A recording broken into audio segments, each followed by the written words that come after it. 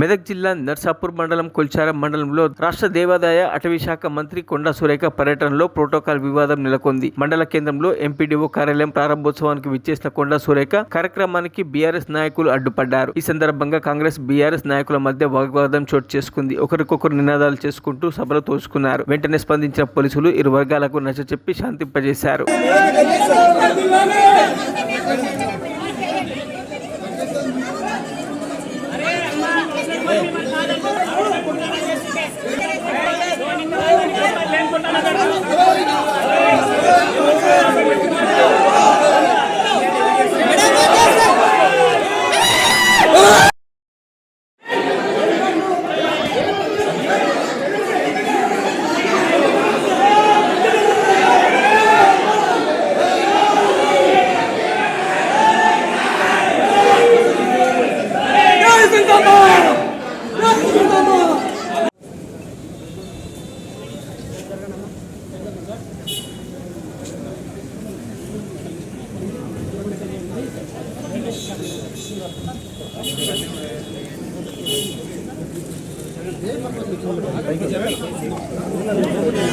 Thank you.